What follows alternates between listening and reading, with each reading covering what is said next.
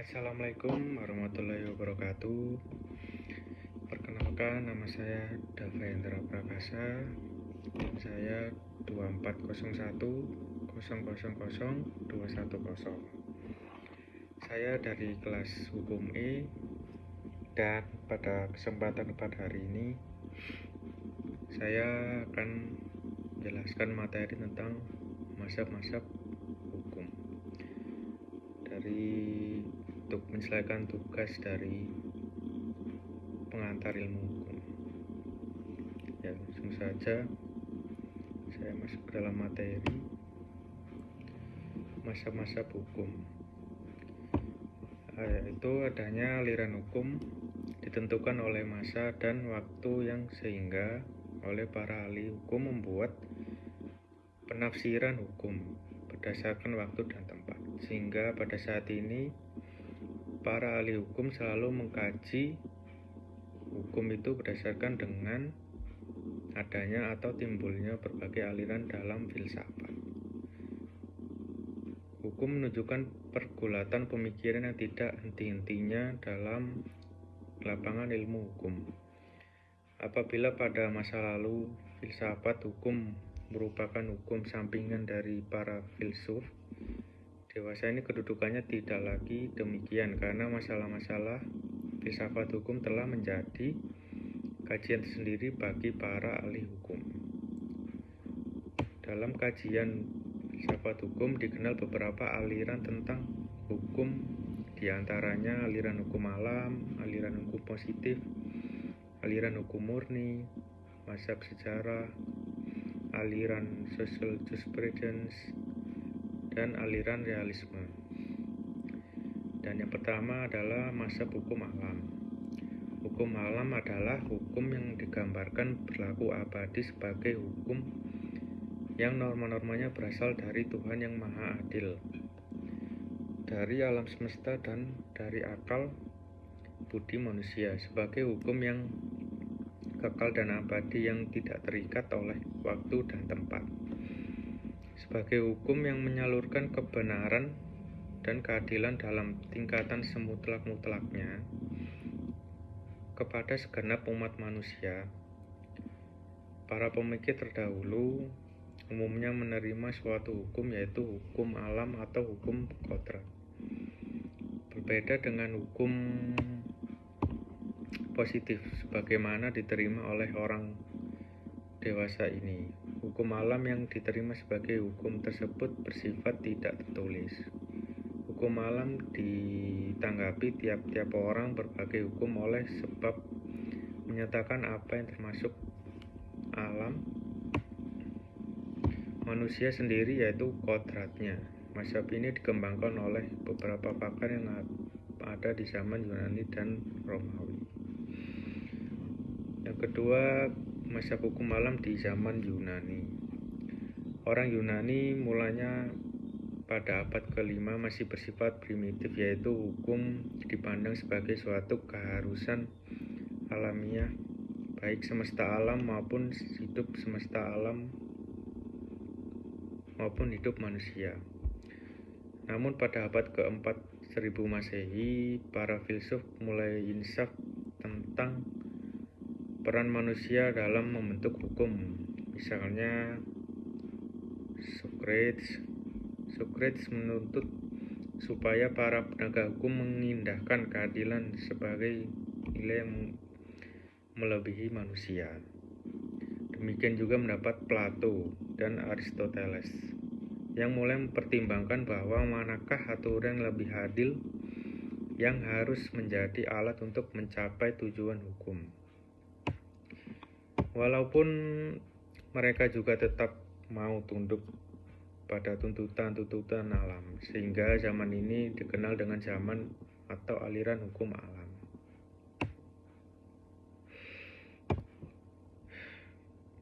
Yang ketiga, mazhab hukum alam di Romawi.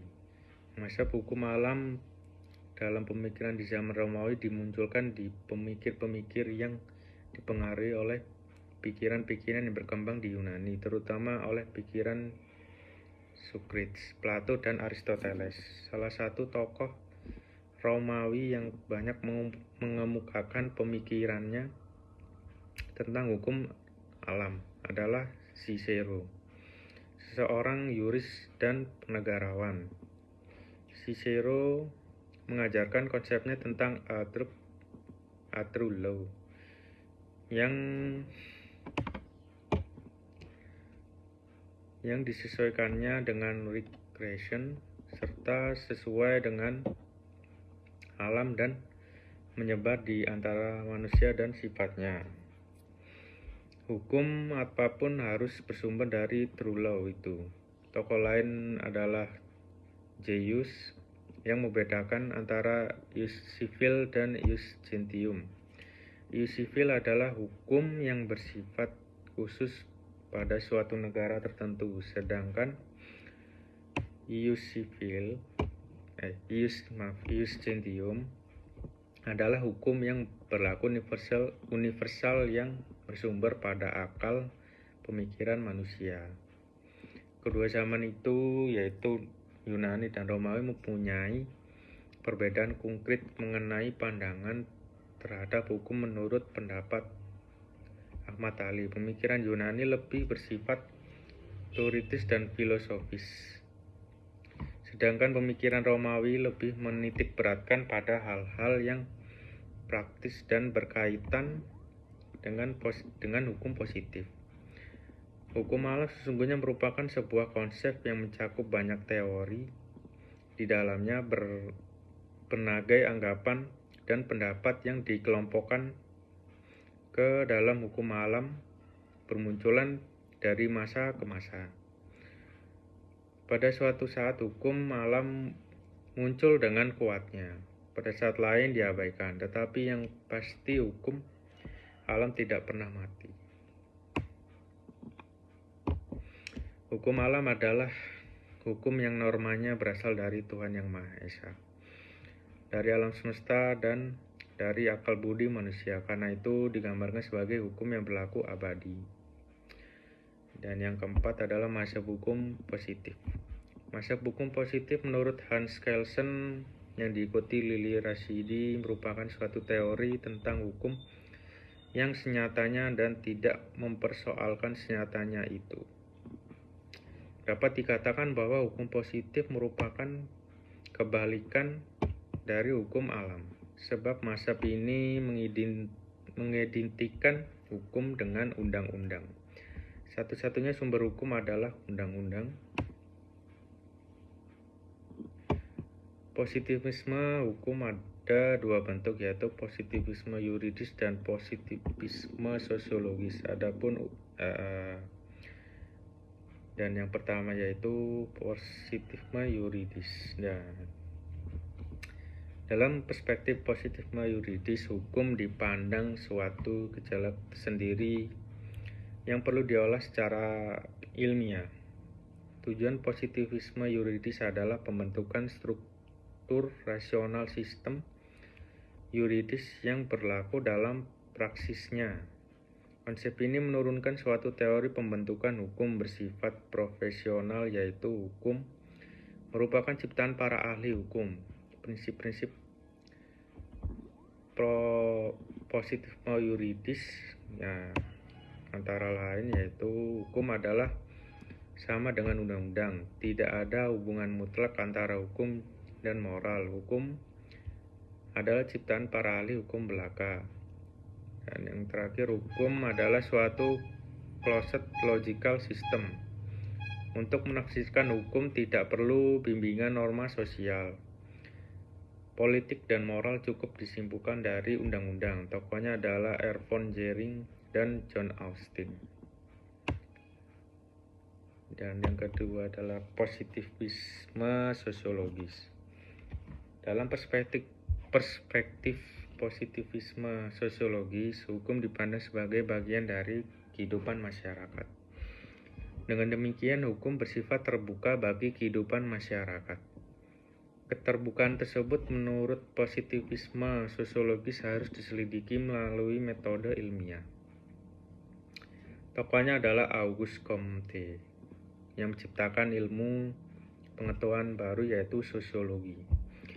Mazhab yang juga dikenal sebagai aliran hukum positif memandang perlu secara tegas memisahkan antara hukum dan moral, yakni antara hukum yang berlaku dan hukum yang seharusnya, antara das sein dan das sollen. Sebelum aliran ini lahir, terlebih dulu setelah berkembang suatu pemikiran dalam ilmu hukum yang disebut sebagai legisme, yakni faham yang memandang tidak ada hukum di luar undang-undang, atau satu-satunya sumber hukum adalah undang-undang. Nah, positivisme hukum dibedakan menjadi dua. Yang pertama adalah aliran hukum positif analitis.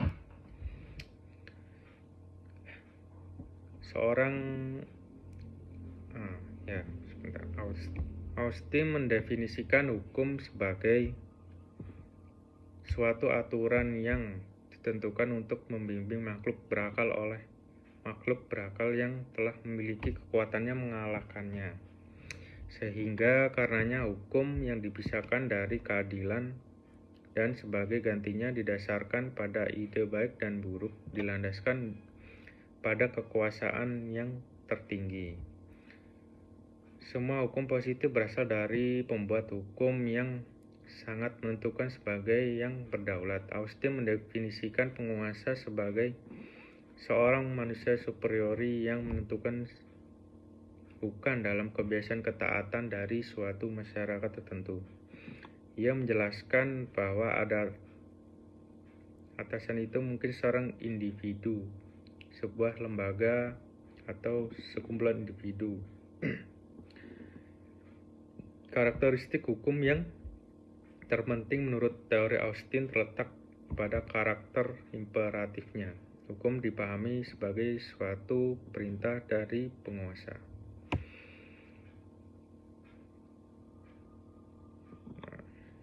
Yang kedua, positivisme pragmatik. Sebagai lawan dari teori Austin adalah gerakan kaum realis Amerika yang disebut positisme pragmatis, yang pelajari hukum sebagai karya-karya dan fungsinya bukan sebagai yang tertulis di atas kertas. Hal ini merupakan suatu pendekatan pragmatis terhadap hukum yang mengarah pada akhir segala sesuatu hasil dari akibat-akibatnya. Inti dari pendekatan ini pada problema-problema hukum adalah tidak mengikuti apa yang tercatat dalam kertas. Hal ini masih sangat bersifat umum. Oleh karenanya, untuk mengkonklusikan apa yang ada di dalam pikiran para realis berbalik pada ilmu pengetahuan yang mulai mengamati perilaku manusia dalam masyarakat, terutama ekonomi, kriminologi, sosiologi umum, dan psikologi.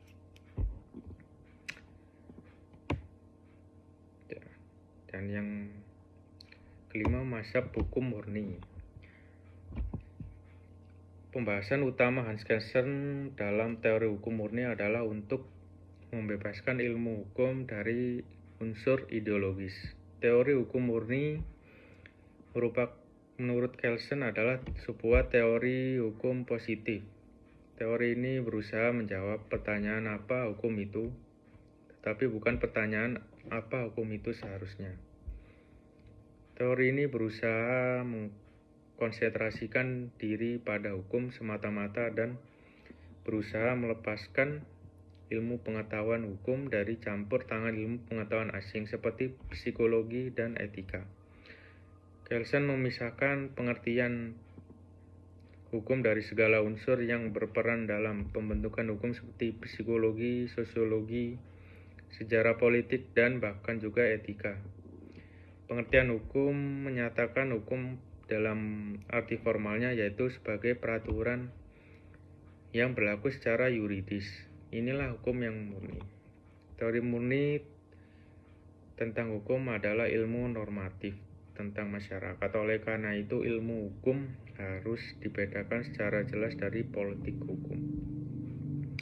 Ilmu hukum adalah usaha untuk memperoleh pengetahuan tentang hukum positif yang ada, menganalisis strukturnya, menetapkan definisi dari pengertian yang digunakan oleh positif. Selain itu, teori hukum murni adalah tentang hukum tidak mempermasalahkan pengertian keadilan sebagai ajaran tentang hukum positif.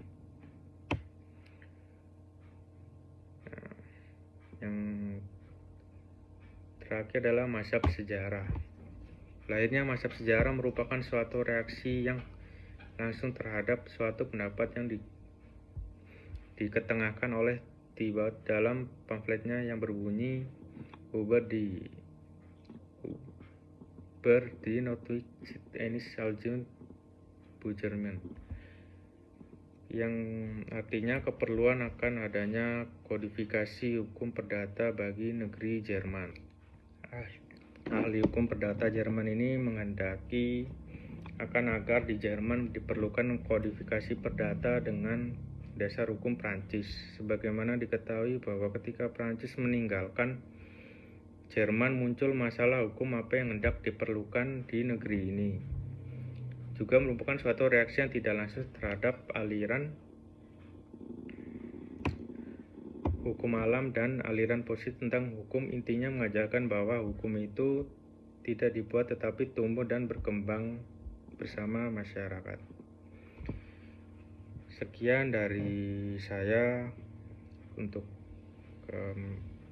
menjelaskan materi tentang mazhab hukum. Terima kasih. Wassalamualaikum warahmatullahi wabarakatuh.